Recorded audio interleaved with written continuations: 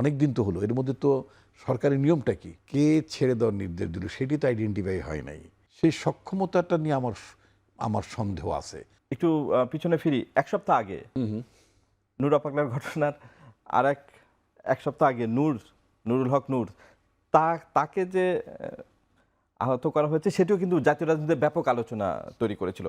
১ সপ্তাহে কোনো গ্রেপ্তার নেই। গত শুক্রবারে আবারও জাপা কার্যালয়ে হামলা। মানে আমরা কি করে বিশ্বাস করব যে সরকার সংবেদনশীল, এইসব ঘটনা আর ঘটবে না?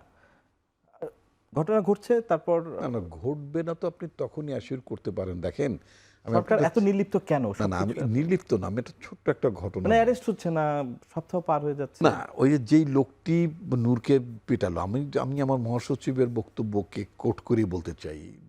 জনাব মির্জা ফখরুল ইসলাম আলমগীর উনি বলেছেন নূরকে দেখে আসার পরে যে তাকে হত্যার উদ্দেশ্যেই মানে তাকে তারপরে আঘাত করা হয়েছিল। এখন কথা হচ্ছে কি যে আপনার যে লোকটিকে আমরা ছবিতে দেখলাম, সেই লাল টি শার্ট পরা বা লাল গেঞ্জি গায়ে দেওয়া লোকটা, সে গ্রেপ্তার হলো, তাকে পরে ছেড়ে দেওয়ারও মানে নির্দেশ দেওয়া হলো।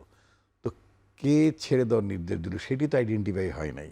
আমি আমার পত্রিকাতে উল্লেখ করেছিলাম যে কে ছাড়ার নির্দেশ দিল। তো ১ নম্বর যে কে ছাড়ার নির্দেশ দিল সেটা যেমন আইডেন্টিফাই করা গেল না। তারপরে যিনি ছেড়ে দেওয়ার নির্দেশ দিলেন তার বিরুদ্ধে ব্যবস্থা নেওয়া হলো না। এমনকি ওই লোকটি বলা হলো যে সেই লোকটি পুলিশের লোক, মানে পুলিশের চাকরি করতেন। তাহলে তো তাকে তো আইনের আওতায় আবারও আনা যেত, সেটাও আনা হয়নি। তো ফলে আমার কাছে যেটা মনে হচ্ছে যে things are not going to the right direction, সঠিক দিকে জিনিস যাচ্ছে না। এখানে সার্টেনলি গভর্নমেন্টের উইকনেসেস ঘটনার আছে। বিপরীতে অন্য ঘটনা আছে, জনগণ যেটা বিশ্বাস করে। জনগণ কোনটা বিশ্বাস করে that I don't know, but আমি যেটা বলতে চাই, বারবার যেটা বলতে চাই সেটা হচ্ছে সক্ষমতা, প্রশাসনের সক্ষমতার সংকট আছে। আপনি মানে আমি বলেছিলাম এবং সরকার উচিত ছিল, আমি আবার আপনার অনুষ্ঠানের মাধ্যমে বলতে চাই যে একটা এই নির্বাচনটা তো ইউনূস সাহেব নির্বাচন দিতে চান, করাতে চান, আমি খুব দৃঢ়ভাবে বিশ্বাস করি। ওনার কথা বা ওনার প্রতিশ্রুতি, উনি যেটা জাতির সামনে বলেছেন সেটার ব্যাপারে আমার বিন্দুমাত্র কোনো সংশয় নেই। কিন্তু এটা করার জন্য, এই আয়োজনে প্রস্তুতির জন্য যে সক্ষমতা দরকার, সেই সক্ষমতাটা নিয়ে আমার সন্দেহ আছে। বিশেষ করে পার্টিকুলার ওনার অ্যাডভাইজারি কাউন্সিলে দেয়ার আর লট অফ পিপল যারা খুব এফেক্টিভ না, ফিজিক্যালি না, মেন্টালি না, মানে শুধুমাত্র তো মানে আপনার শরীর না, শরীরের সাথে তো একটা মস্তিষ্কের সম্পর্ক আছে। শুধু মস্তিষ্ক সক্রিয় থাকলে তো চলবে না, দেহ সক্রিয় হওয়া দরকার আছে, তাই না? এবং তারপরে তার মানে প্রজ্ঞারও ব্যাপার থাকে।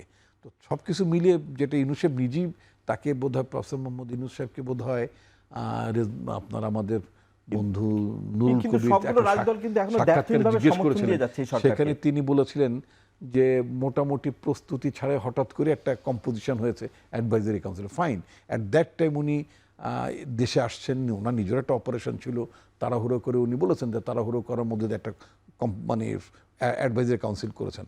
অনেক দিন তো হলো, এর মধ্যে তো সরকারি নিয়মটা কি, রিফর্ম দরকার, আপনি মনে করছেন যে এই সরকার রিফর্ম দরকার? উনি তো আরো দু একজন এফেক্টিভ লোককে ঢুকাতে পারতেন, এবং যারা ডেলিভারি করতে পারছেন না বলে ওনার কাছে মনে, বিকজ উনি ভালো বুঝবেন। আমি তো আমার বাইরে থেকে মনে হচ্ছে বিএনপিতে একসময় দাবি জানিয়েছিল কয়েকজন উপদেষ্টার পদত্যাগের। আমার কাছে মনে হয়েছে যে মানে এটাকে আরো শক্ত করার জন্য, শক্তপোক্ত করার জন্য আরো কিছু মানে অভিজ্ঞ কিছু শক্ত লোককে নিতে পারতেন, অথবা যারা মনে হয় যে যারা ডেলিভারি করতে পারছেন না তাদেরকে সাইড লাইনে নিয়ে যেতে পারতেন অথবা সরিয়ে দিতে পারতেন। এটা খুব জরুরি। এই জন্য আমি বলেছি যে, আমি একটা বক্তৃতার মধ্যে বলেছিলাম যে ইউনূস গভর্নমেন্ট 1-2, অর্থাৎ প্রধান ব্যক্তি, প্রধান চরিত্রে ইউনূস সাহেবই থাকবেন, তাকেই থাকা দরকার। কিন্তু উনি কিছু পাত্রপাত্রী পার্শ্ব চরিত্রের অভিনয় করছে, তাদের পরিবর্তন করে দিয়ে সরকারটাকে শক্তিশালী সরকার করা দরকার, নির্বাচনের আয়োজনটাকে সম্পূর্ণ করা। ধন্যবাদ, ধন্যবাদ আসাদুজ্জামান রিপন।